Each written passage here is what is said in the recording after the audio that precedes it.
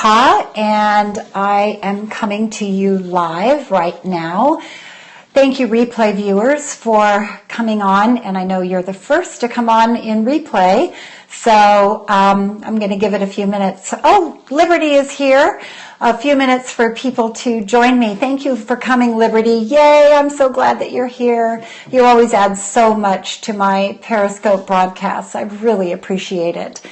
So today I have a lot that I want to talk to you about. Fred, thank you for joining me. I have a lot that I want to talk about, but I want to tell you, I spoke about using your life story as the backdrop for the greatest life you can ever imagine. And I love talking with you about life in all of its many forms, whether it's joy, heartache, achievement, triumph. I am here to talk about it. So I often let you guide me in what you want to talk about and what you want to share about. But today I have planned a few things that I'm pretty excited about. And the big one is overcoming your fear of telling your story. I'm going to switch this around. Hello, everyone. So Fred and Liberty and all of the viewers on the web, thank you for joining me. I'm Sandy Peckinpah, and I spoke about using your life story as the backdrop for a fantastic life. I'm an author. I'm a speaker. I had a radio show for 3 years in Northern California. And I love sharing my life experiences and hearing about your life experiences. So thank you for the hearts. Cynthia, yay, Cynthia's here. And Cynthia, you always add so much to this broadcast too, so thank you for coming. So again, I'm talking about overcoming your fear of telling your story, whether you're a writer or a speaker or a new Periscoper, or whatever, even if you're with clients and getting to know them and sharing your story. Yes, this is a great topic, and I'm looking to you to guiding me in your own fears that you have about it. So please chime in, and thank you for the hearts. I appreciate it. So again, this is not just for writers, because we all have a fear of sharing transparently ourselves. But I'll tell you, it is the key to success. It's the key to connection. It's the key to great sales. It's the key to being a writer. It's the key to being a speaker. It's the key to friendships. All of these things contribute to your ability and your ability to overcome your fear to tell your story. I said yesterday, Brene Brown said, courage is to tell your whole story with your whole heart. And that means so much to me. Yes, it's the key to being happy, because there's nothing better than telling the truth.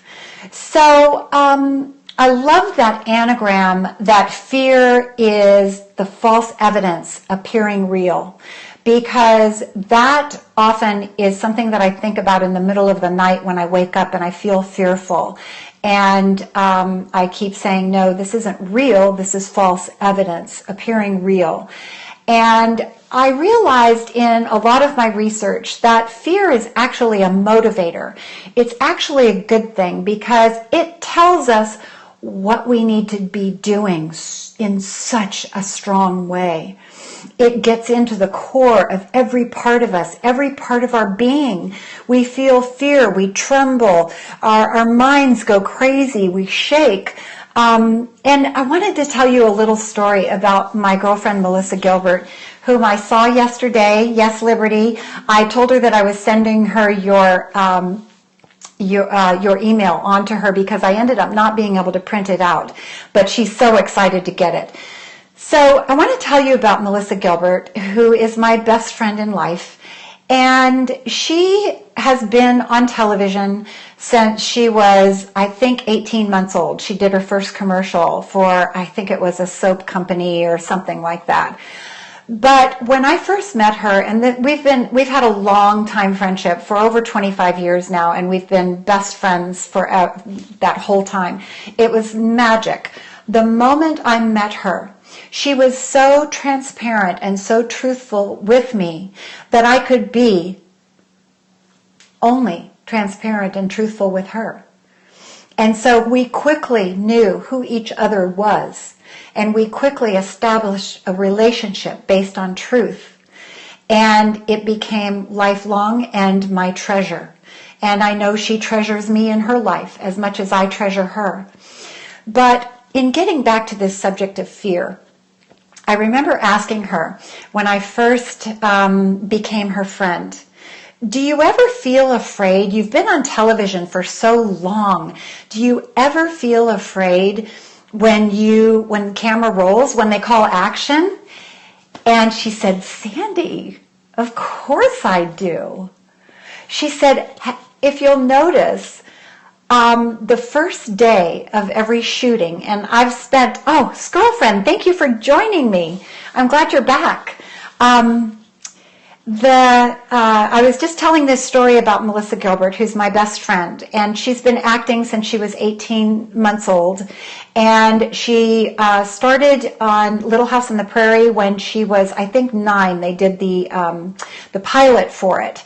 And we're talking about the subject of fear. So I'm glad that you joined me at this point, because we're talking about overcoming your fear and your fear of telling your story and of being transparent and truthful about who you are. And being truthful and transparent. Thank you for inviting your followers, by the way. That is just so awesome, because if you know someone who could benefit from this discussion, I would be so grateful if you did share this broadcast. So, in talking to Melissa, and I had asked her, do you ever feel afraid? And she said, yes. She said, Sandy, I feel afraid every time they call action. And she said, especially the first day of shooting. She said, if you'll notice, and I've been on many movie sets with her, because I go usually on every single thing she does. I'm usually on the set with her at some point. And so it's really fun because I get to go a lot of places. And she said, if you'll notice on the first day that they call action, I have my hands behind me. And she said, that's because I'm shaking so hard and trembling so hard that I don't want anybody to see my hands. And so when they call action, my hands go behind my back and I say my lines. And she said, usually it just takes that moment of acknowledging my fear that I need to put my hands behind my back. And it takes that moment for me to just finally commit. Thank you. Thank you for sharing, Kimberly. So isn't that a great story? But isn't that how we all feel? Because fear is a good thing. It's a motivator. It brings up Melissa's energy when she's about ready to go on, when they call action. Her energy goes sky high, and she is so on target because that fear is motivating her. So fear isn't necessarily a bad thing. And I don't know if you have moments in your life where you had such incredible fear, but and please feel free to share it. But one of the most recent moments that I felt fear was starting Periscope. And now I've done 19 Periscopes, so it's not quite so hard. But let me admit to you that Dawn, thank you for joining us. We're talking about fear and fear of being transparent and truthful and telling your story. And thank you for coming back, Dawn. I know you've been on before. So, and fear, and we're not addressing necessarily just writers here, because writers have a tremendous amount of fear putting words on the page and being vulnerable. But we're talking about putting our art out there. We're talking about putting our story out there to make a connection with people. Liberty, you say it's a bad thing when we make decisions based on fear, never a good outcome. Yes, fear of doing something. You're right. It's a bad thing if we don't do something because of our fear. And so I want to just share with you, I shared, Dawn, earlier about my best friend, Melissa Gilbert, who said that she is still fearful after being an actress since she was 18 months old, that she still is afraid when they call action. But she uses it as a motivational tool to help raise her energy. thoughts create fear. Yes, absolutely. And I had shared earlier that fear is false evidence appearing real. I know probably all of you know that anagram. I love it. But I felt fear recently doing Periscopes, and I was saying now I've done 19 Periscopes. I think this is my 20th. And when I did my first Periscope, I want to share with you that it took me 4 hours to press the button. I had intended to go on at 1 o'clock Pacific time, and I didn't go on until 5 o'clock. I kept reaching for the button that says start broadcast and reaching for the button that says start broadcast, and I kept pulling away. My hands were shaking. I just kept getting up and walking around, terrified of pushing that button because, one, I didn't know if anybody would be joining me, and that wasn't so much that it mattered. It was just that would I be able to be transparent enough to connect with people that they would want to join me. And that was the hardest thing in the world. So thank goodness I pushed that button, because I've met all of you that are on here. Some of you I've known from other venues, but I love it because I have this wonderful connection with you because of Periscope and because I pressed that start broadcast button. So I want to talk to you about another kind of fear. Yay. Thank you. I appreciate it. I'm glad that you're here too. So let me talk to you about another kind of fear, and that's fear of calling yourself a writer, or calling yourself an artist, or calling yourself a coach, or calling yourself a photographer. When I used to write with my husband, we had a 25-year career in the entertainment business, and we had many television series on the air. I've mentioned them before. I don't need to mention them again. We had a hit movie with Disney. I participated with my husband in many different ways.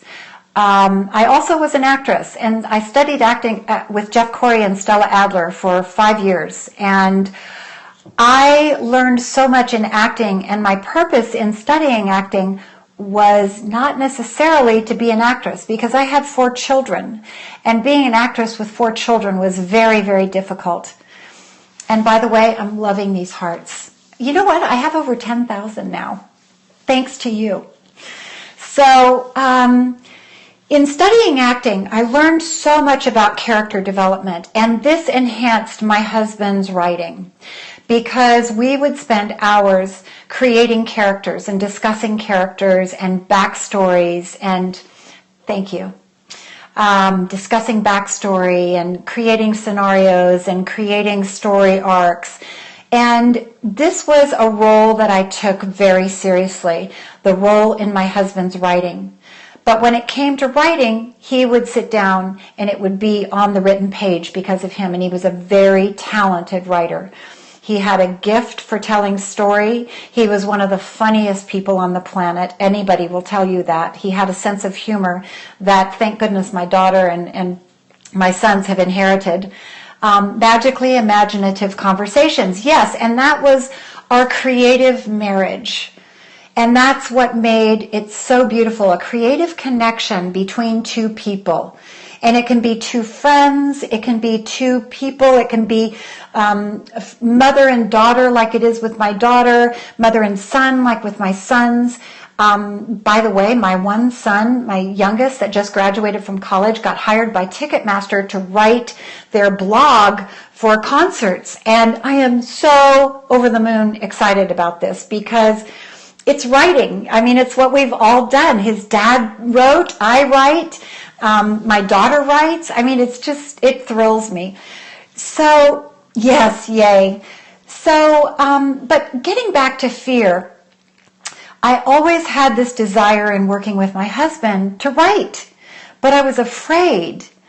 Being creative with others is a special kind of vulnerability. It's an openness. It sure is. And it also gives you a courage to write it because others support you in being truthful and being able to be open. And so in writing with my husband, I always had this desire, but I had this sort of antiquated feeling, and this is really difficult for me to reveal. It's fearful. But I felt like he should be the star and that I would compete with him if I asked if I could start writing. And I say asked because, thank you, because I do feel safe here.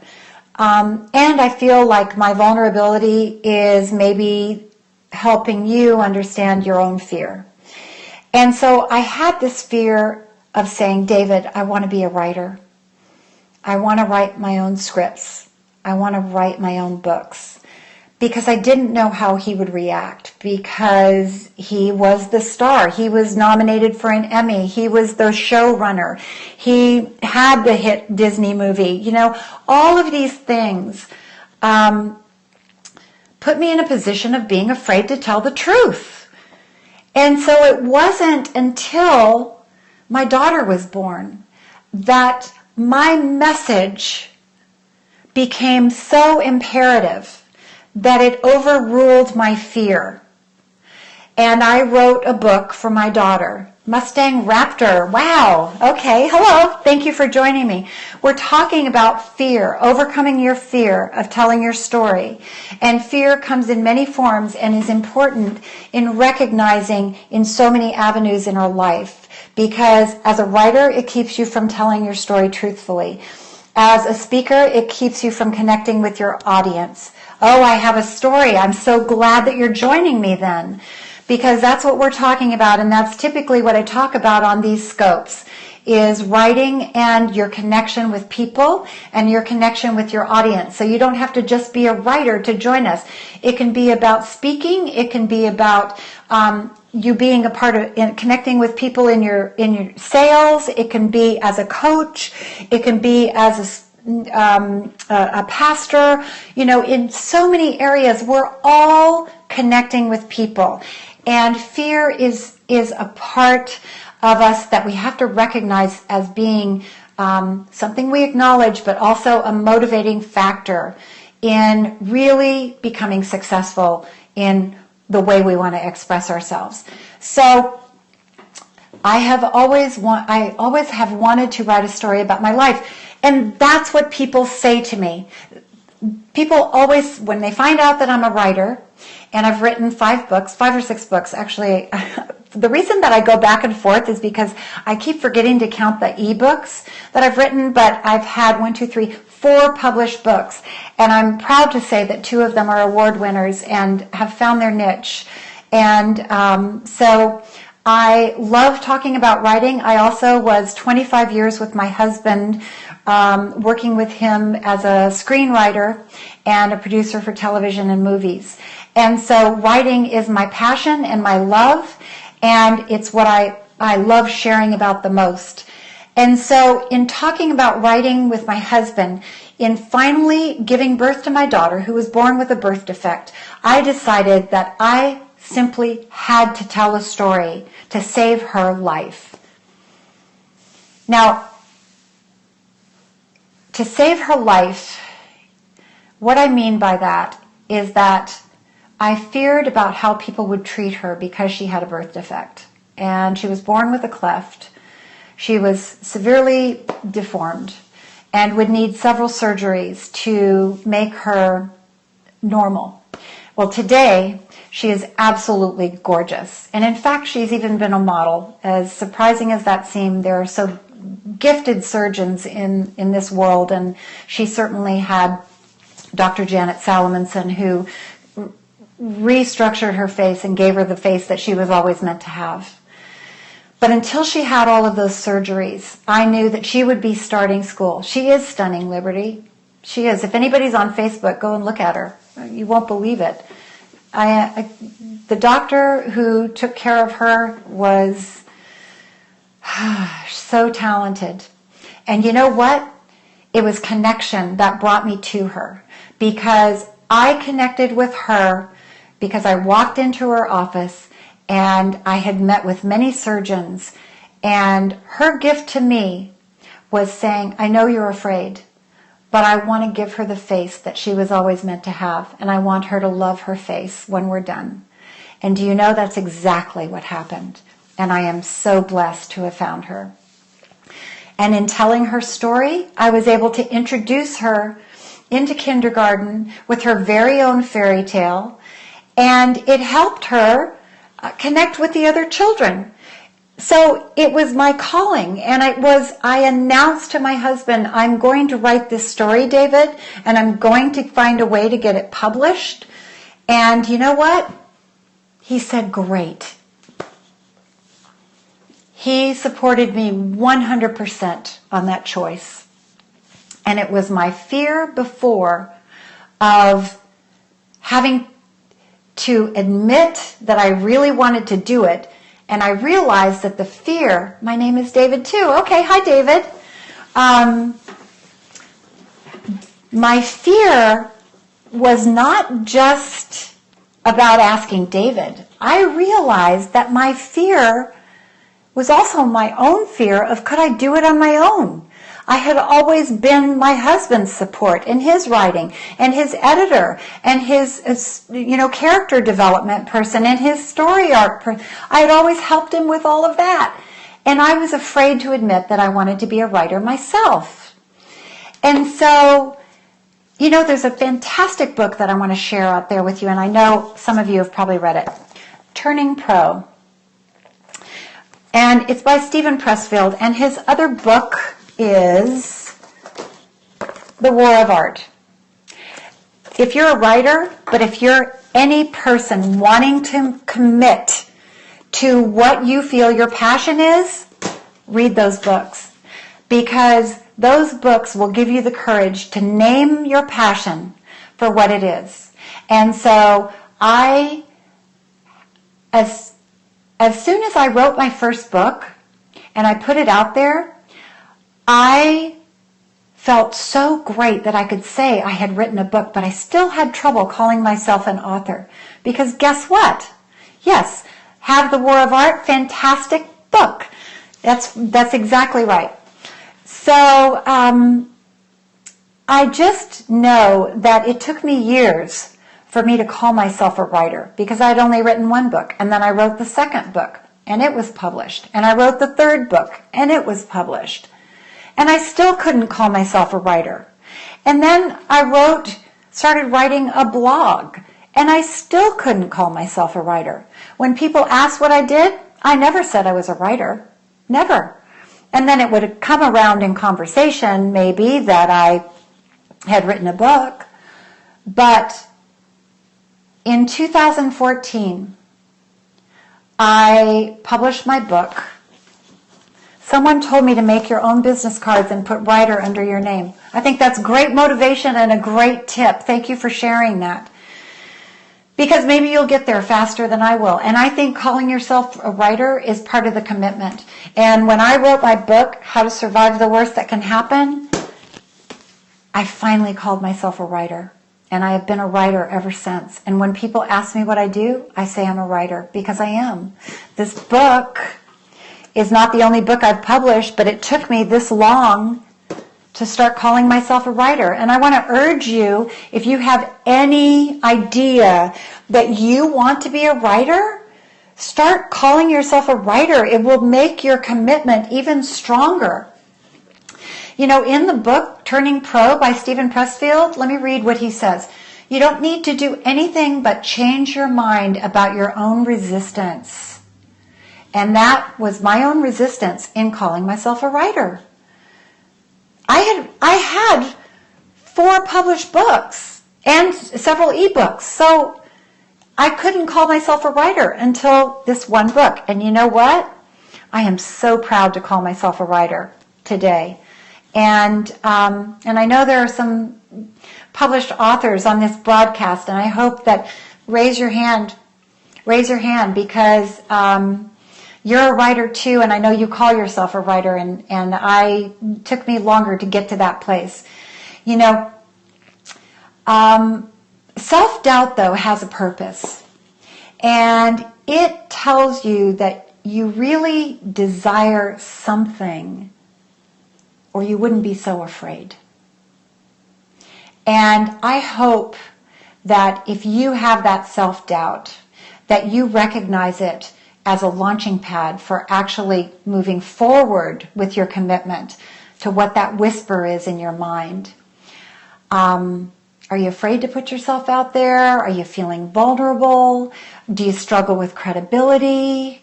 Everybody does. Don't feel alone. Liberty says, I was the same with my books and not saying I was a writer till a few books in. You see, there's another professional writer who was afraid to call herself a writer.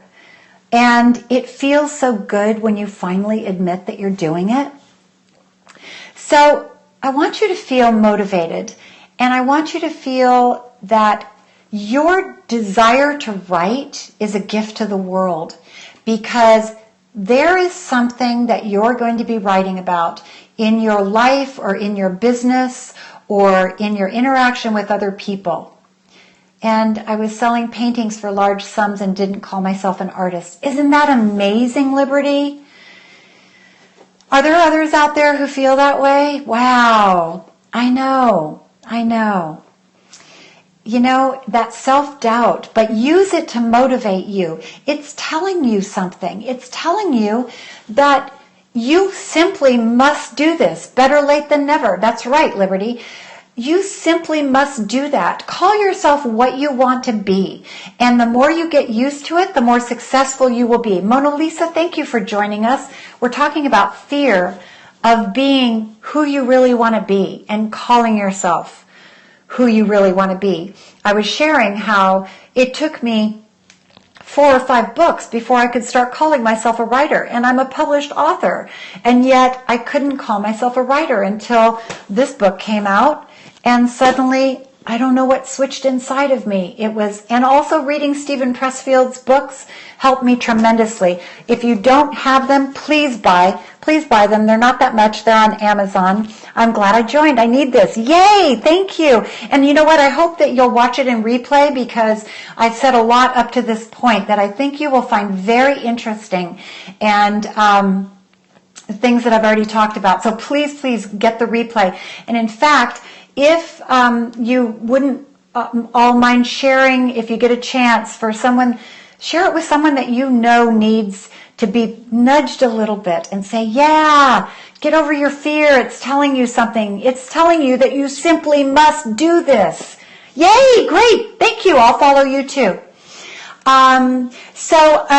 Get this book, The War of Art by Stephen Pressfield, because I'm telling you, it was life-changing for me.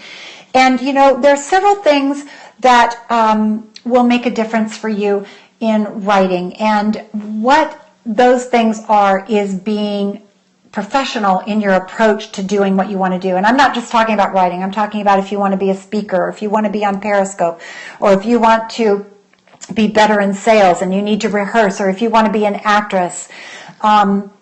Everything is something. Rehearsal is imperative. You know, preparation is imperative.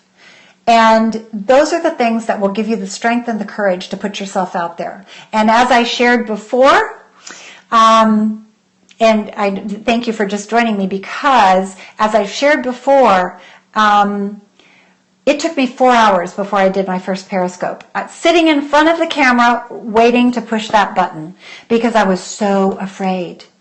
But I wanted it so much. And so that fear was a motivating factor. I didn't leave. I didn't get up. I didn't cancel. I moved forward and did it. And I'm so glad I did. And now I'm on day 20, I think, of doing Periscopes. And I have wonderful people joining me. Thank you so much. And thank you so much for the hearts again and again, because that makes me feel like maybe I'm sharing something of value. I hope so, because that's my intention. So how do you overcome your fear? Okay, I have 5 ways. I won't keep you too much longer, but I have 5 things that I want you to think about after we get off the broadcast. Number 1, you start writing in your journal. That's how I started. I started writing in my journal, and I'm telling you, every writer should have a journal. Every person who speaks should have a journal. Every person who's periscopes should have a journal, because that will be your resource for what you want to talk about and how you want to connect with people. And so you simply must have a journal. I keep several, actually, because I keep one in my purse. I keep one by my bed, and I keep one in my office, because I'm constantly writing down ideas, writing down quotes, thoughts that I don't want to go away. And then in my writing class, I'm going to share with you a great tip, by the way. So, thank you for coming back. So, number two, first you start writing in your journal. And I'm telling you, that is so important. Number two, you start writing a paragraph for your first blog, if you haven't done so already. A lot of you on here are well past your first blog, and I hope everybody follows the writers in this group, because they're the ones really participating with comments, and I want you to be that person too. And if you're afraid to speak about your insecurities about being a writer, please speak up, because I know we're going to surround you with our hearts and our hope that you will lift yourself out of that fear and into action. And so number two, you start writing. After we get off, you can start writing your first paragraph for your first blog, and it doesn't have to be great, and don't edit it. Just write your first paragraph about what you want to talk about. You can finish it later, but just write your first paragraph. Number three, you got to turn off the denial and the distractions, because Facebook is a huge distraction for me. I have to shut it down. I have a lot of other distractions. I finally had to turn off, email dinging every time on my Mac, every time an email came through. My phone, I turn it to silent. Turn off distractions and turn off your denial with it. Shut that down. Yes, Periscope is a huge distraction, but you know what? I am learning so much from people. I love Periscope. It became the perfect medium for me to share what I need to share, because as I shared before, I was on radio, in AM talk radio in Northern California for 3 years, and I didn't have the ability to have the impact on the radio that I have on Periscope, and it's because I get immediate feedback, and that is fantastic.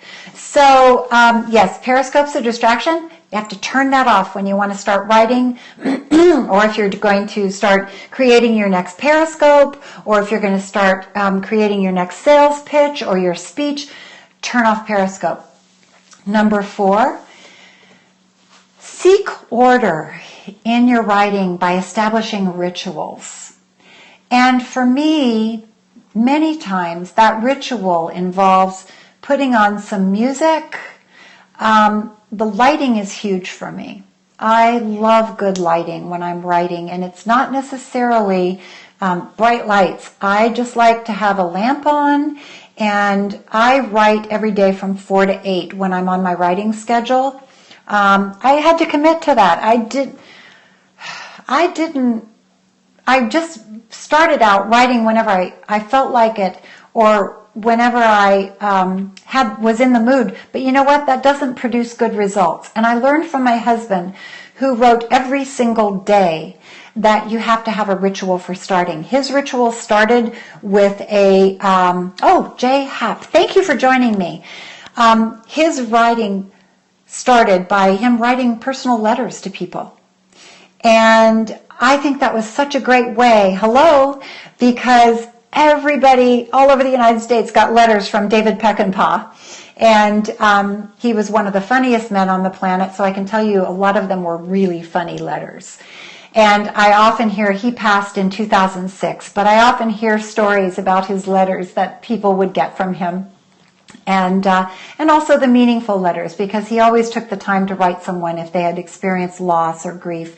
And he was especially compassionate because the two of us had lost a child together. And so he often would pick up the pen and write to someone who had experienced a loss.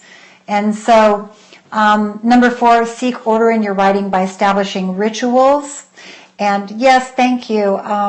It is very sad. And I share often in my scopes that it also was the catalyst for me becoming so much more than I ever thought I could be, and surviving so much more than I ever thought I would.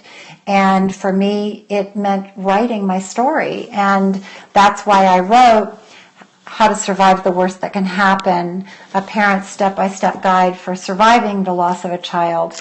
And it was my book that was the turning point for me. And, oh gosh, I don't have it here.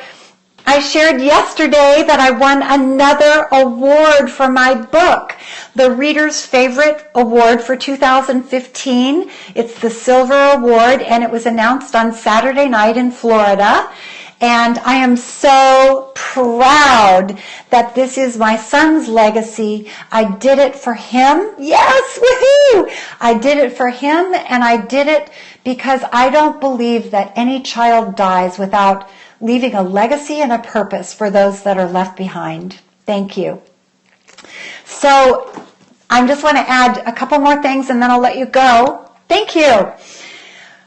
The rituals that I incorporate in my writing are establishing a time and a place, and I often start music. And you see these flowers right here? You'll notice when I do scopes, I try to have flowers most of the time when my roses are blooming, and they're still blooming here in November. I'm in Southern California. I love having fresh flowers because they remind me of my son. My son, on his way home from school when he was a little boy, would pick flowers from the neighbor's yard. I'm sure they didn't appreciate that, but he would pick white roses on his way home from school, and if he found colored roses on the way, but more often than not they were white roses. And it was always such a beautiful thing. He would be so eager to have this rose in his hand and come in, "Mommy, Mommy, Mommy, look what I brought you," as though it happened, like it had never happened before. Each rose was a gift. And Kate, thank you for joining me. Lioness Spence and KTDR, I think. Thank you for joining me. I was just telling the story about the rituals that I use for writing, and one of them is if I have flowers that are blooming, I put them in my writing space because they remind me of my son who would pick flowers for me on his way home from school. And he passed away at 16. So for me, those roses, that memory of those roses are a treasure. And as I was saying, every single time he brought them home, it was as though he'd never brought them home before. And I thought, what a beautiful, beautiful thought. And looking at a child's heart is that everything is new. Everything is exciting and new. Thank you. He gave me many gifts in his loss, and writing is one of them. And so seek order and rituals in writing, in getting ready to write, or getting ready to speak, or getting ready to write a blog, all of those things. When I would go on the radio show, I had rituals for that too. When I was in Northern California, I had the radio show, and before I'd go on, I would ask myself, please be of service. I do this with Periscope. I want to be of service. I want to give you value every time I go on. And rituals are an important part of delivering your message. And number 5, I'm going to ask you to start tomorrow. So please do that. Start whatever you want to do, whether you want to be an artist, a photographer, a writer, a speaker, a radio show host, a periscoper, start tomorrow. Start a ritual. Start thinking about the ritual and start tomorrow. I'm telling you, it will bring you joy beyond your wildest dreams. And so I want to share one more thing with you. I am starting a 5-day Periscope writing challenge, and some of you have already joined me on this challenge by sending me your email, so I can send you an email invitation when it starts. It's absolutely free. I'm going to give you 5 days of structure, and the reason that I know how to do this is because I am a writer, I am an author, And I've learned from the best. My husband was a full-time writer for television and movies, and I worked with him for 25 years on developing writing and a technique that really works. Structures and timelines and all kinds of things that I've learned over the years that have helped produce results. So if you want to be included, you can either message me on Twitter, and that's my Twitter handle. Yes, oh, Lioness Spence, thank you. You know what? That I felt like that was my purpose, was to honor him, because his life had meaning and purpose. And no child dies without leaving meaning and purpose. And just because his life was shorter than most, his impact was far greater than I ever imagined. And I am so grateful to be the keeper of his memories, because I gave birth to him, and look how he's impacting us right now. That's right. Wow. I feel like crying. Thank you for sharing that. And so please let me know if you want to join me on the Writer's Challenge, because I promise there's a story inside of you that has meaning and impact on other people's lives. I promise you, because every person's story has value and meaning and purpose. Whether you share it as a writer, whether you share it as a speaker, or on Periscope, or on Facebook, or however you want to share your story. Even just 2 people in a room or 2 people at Starbucks. I promise you, your story has meaning and purpose, and do not ignore that calling, because it's your legacy. So thank you for joining me. I've written lots but feel stuck, so this is timely. Yes, then please join me, because I want to unstuck you. And the 5 tips today: start writing in your journal. And I said that I keep 3 journals, because I keep a journal in my office, a journal upstairs. I mean, I have so many because I'm afraid of losing a thought if I'm in the wrong part of the house. Number 2, start writing on a blog. If you're going to start writing a blog, then write your first paragraph as soon as we get off this broadcast. Number 3, turn off denial along with distractions. You know, if you deny yourself over and over the gift that your writing is going to bring you, this is doing you more harm than good. Don't make it a longing that never happens. Make it a longing that comes true. Number 4, seek order in your writing by establishing rituals. Oh, Cynthia, and a journal entry doesn't have to be lengthy. A word or a single thought is a worthy entry. Absolutely. My first journal entry after my son died was 1 sentence. And I shared it in my book. And it was the most meaningful sentence I had ever written. So the 5th one is start tomorrow morning calling yourself whatever you're going to be. Call yourself a writer, call yourself a speaker, call yourself a periscoper. Whatever you're going to be, start naming it and doing it tomorrow. And contact me. And you can also contact me on my email, sandy@sandypeckinpah.com, and ask if you want to be included on that list. I would love to see a scope specifically about journal. You know what? I wrote a blog specifically about a journal, and I'll have to share that and maybe I'll just do a blog specifically on journaling, because I did some research on journaling, and I also have an entire chapter in my book, How to Survive the Worst That Can Happen, on journaling and the benefits of journaling in healing. And so it's really, really, you'll be surprised. So thank you for suggesting that, because I love suggestions on how I can help you, how I can serve you best, because that's my meaning and purpose in life. And I am Sandy Peckinpah. You can visit me on my website at sandypeckinpah.com. And I look forward to doing this tomorrow. Your ritual must work. You are a great service. Thank you. Perfect way to end. That made my night. Thank you so much. All right. I'll see you tomorrow. I'll be back. Bye-bye.